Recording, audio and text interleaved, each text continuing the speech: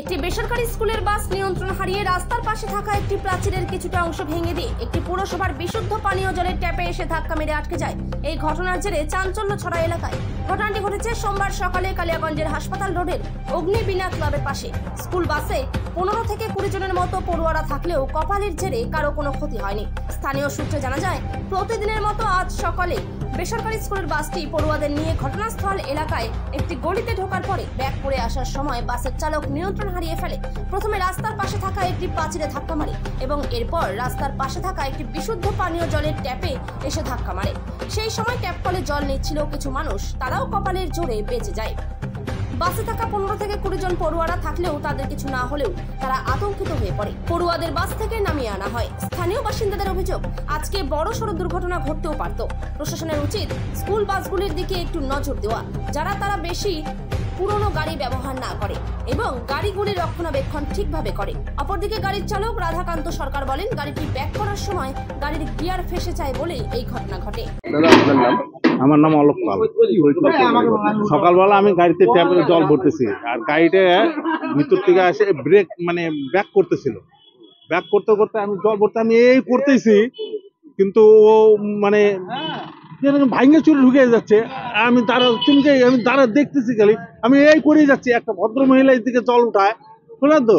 ও আজকে একটু আমি যেহেতু নিচ্ছি জল, ও এই সাইডে দাঁড়ায় আছে একটু, বুঝলেন তো। নাহলে তো ও অ্যাক্সিডেন্ট করে দিত ওকে, বুঝলেন তো।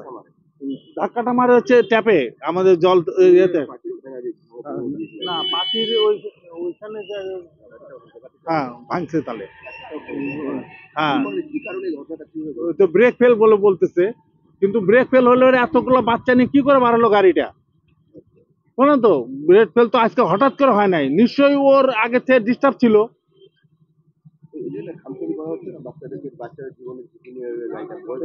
সেটাই তো ওরাই বলতে পারবে। এতগুলা এইরকম গাড়ি, এইরকম এতগুলা বাচ্চাকে নিয়ে 20টা বাচ্চা, ওরা তো আতঙ্কিত হয়ে গেছে। তারপর ধীরে ধীরে বাচ্চাগুলো বাড়ায় আসলো, আসেনি। এখন এতক্ষণ তো দাঁড়াই ছিল, এখন মনে চলে গেছে। না না, বাচ্চাদের কোনো যা হয়, গাড়িটা আসতে ছিল তো ব্যাক করে ইয়ে করতেছিল।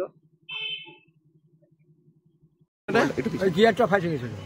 গিয়ারটা ভাইসে গেছিল, ফাঁসে গিয়ে যাওয়া যায়, মিটার ধরছে না বাসে। আর কি তো প্রথমে কোথায় ধাক্কা মারছিলেন? ধাক্কা মারিনি কোথাও, ওই প্রাচীরটা তো ভেঙেছে। না ব্যাক করতে লাগে। আচ্ছা, বাস ওইটুকুই। তো গাড়িটা দেখাচ্ছে প্রচুর পুরনো বয়সে। সে পুরনো বয়স হতে পারে গাড়িটা। গাড়িটা ঠিকই চলছে, আর 2 দিন চলছে, 2 বছর ধরে চলছে গাড়িটা। কতদিনের পুরানো গাড়ি এটা সেটাই বলতে পারবো না।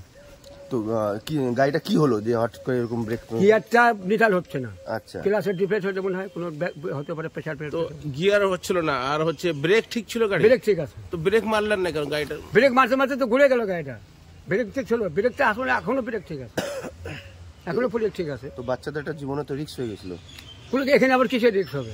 বাচ্চা, তারপরে হচ্ছে যেখানে জল ভরতে আসছিল মহিলারা তো বেঁচে গেল। না না, ওরা মহিলাটা ছিল না, জল ভরতে আসছিল ওই ভদ্রলোক ছিল, উনি ছিল, ফাঁকাই ছিল। গাড়িটা যখন এখানে দুর্ঘটনা হতে পারতো তো, একটা কোনো কিছু বড় দুর্ঘটনা থেকে বেঁচে গেল। সেটা পরে চিন্তা ওটা মনে হয় গাড়িটা 15-20 বছর পুরাতন গাড়ি হবে। সে হতে পারে, আমি ঠিক বলতে পারবো। আপনার নাম? রাধাকান্ত সরকার।